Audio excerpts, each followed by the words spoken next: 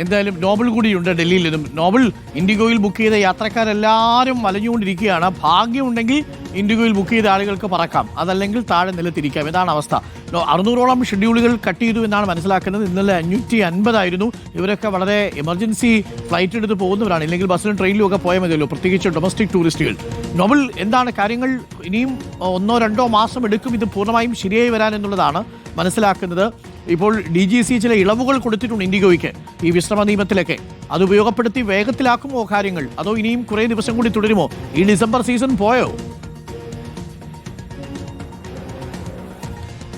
അരുൺ, ഈ Christmas new year season എന്താണെങ്കിലും വലിയ യാത്രാ ദുരിതം വിമാനയാത്രക്കാർക്ക് ഉണ്ടാക്കും എന്ന് വ്യക്തമാക്കുന്നതാണ് ഇപ്പോഴത്തെ കാര്യങ്ങൾ. എന്താണെങ്കിലും നിലവിലത്തെ സാഹചര്യത്തിൽ ഇൻഡിഗോ തന്നെ വ്യക്തമാക്കുന്നത് ഫെബ്രുവരി 10-ാം തീയതി, അതായത് 2026 അടുത്ത വർഷം ഫെബ്രുവരി 10 വരെ ഈ സാഹചര്യം ഇതേപടി തന്നെ തുടരാനുള്ള സാധ്യതയാണ് ഉള്ളത്. സാധാരണയിലേക്ക് എത്താൻ അത്രയും സമയം വേണ്ടിവരും എന്ന് വ്യക്തമാക്കുന്നു. അതോടൊപ്പം വരുന്ന 3 ദിവസങ്ങളിൽ സമാനമായി തന്നെ ഇന്നലെ ഇപ്പോൾ 550 റദ്ദാക്കി സമാന സാഹചര്യത്തിനാണ് സാധ്യത. കൂടുതൽ വിമാനങ്ങൾ റദ്ദാക്കേണ്ടി വരും എന്നാണ് ഇൻഡിഗോ DGC അറിയിച്ചിരിക്കുന്നത്. ഈ വിശ്രമ നിയമങ്ങളിൽ ചെറിയ ഇളവുകൾ നൽകിക്കൊണ്ട് ഇത് പരിഹരിക്കാനുള്ള നീക്കം ഉണ്ട്. പക്ഷേ അതുകൊണ്ട് പൂർണ്ണമായി ഇത് പരിഹരിക്കാൻ കഴിയുമോ എന്നത് വലിയ ചോദ്യമാണ്. കാരണം ഇത്രയധികം ഫ്ലൈറ്റുകൾ അന്താരാഷ്ട്ര തലത്തിലൊപ്പം ഡൊമസ്റ്റിക് ഫ്ലൈറ്റിലും ഏറ്റവും അധികം ഫ്ലൈ ചെയ്യുന്ന വിമാനങ്ങൾ ഇൻഡിഗോയുടേതാണ്. സ്വാഭാവികമായി അത് തന്നെയാണ് ഇപ്പോഴത്തെ പ്രതിസന്ധിയും. വിമാനങ്ങളുണ്ട്, പക്ഷേ പറത്താൻ പൈലറ്റുമാരോ മറ്റ് ക്രൂ അംഗങ്ങളോ ഇല്ലാത്തതാണ് സാഹചര്യം. ഇത് നേരത്തെ 2 വർഷം മുമ്പ് വന്ന നിയമം അത് പ്രാവർത്തികമാക്കാൻ ഇൻഡിഗോ വരുത്തിയ കാലതാമസമാണ് ഇപ്പോഴത്തെ പ്രതിസന്ധി കാരണമെന്ന് DGCയും പറയുന്നത്. എന്താണെങ്കിലും ഇതിൽ ഈ ഇളവ് നൽകിക്കൊണ്ട് ഈ പ്രശ്നം പരിഹരിക്കാൻ മാത്രമാണ് DGCയും കഴിയുകയുള്ളൂ. മറ്റ് നടപടിക്രമങ്ങൾ ഇതിലൊന്നും പാലിക്കാനും കഴിയില്ല, പ്രത്യേകിച്ച് ഇത്തരത്തിലുള്ള സാഹചര്യം. കാരണം കണ്ടിന്യൂസ് ആയിട്ട് വിമാനത്തിൽ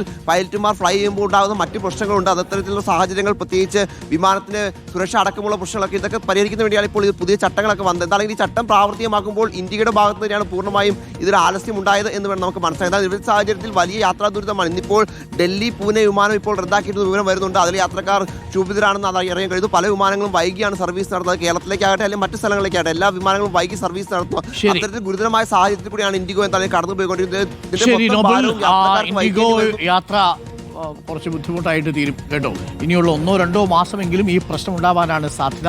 അതിന് ഇൻഡിഗോ ചെയ്യേണ്ടത് യാത്രക്കാരില്ലെങ്കിൽ ഷെഡ്യൂളുകൾ ക്യാൻസൽ ചെയ്തു എന്നുള്ള വിവരം അറിയുക, ബുക്കിംഗ് എടുക്കാതിരിക്കുക. യാത്രക്കാർ മറ്റേതെങ്കിലും ഫ്ലൈറ്റ് പിടിച്ചു പൊക്കോളും. ദയവ് ചെയ്ത് അവരെ ടിക്കറ്റ് എടുത്ത യാത്രക്കാരെ നിങ്ങൾ ബുദ്ധിമുട്ടിക്കരുത്. അവരുടെ കൃത്യമായ വിവരങ്ങൾ ധരിപ്പിക്കുക. ഗ്രൗണ്ട് സ്റ്റാഫ് പ്രത്യേകിച്ച് അവരോട് ഒരു സഹാനുഭൂതിയോടുകൂടി പെരുമാറൂ. അവരൊന്നുമല്ലെങ്കിലും ടിക്കറ്റ് എടുത്ത് വലഞ്ഞിരിക്കുന്ന മനുഷ്യരല്ലേ.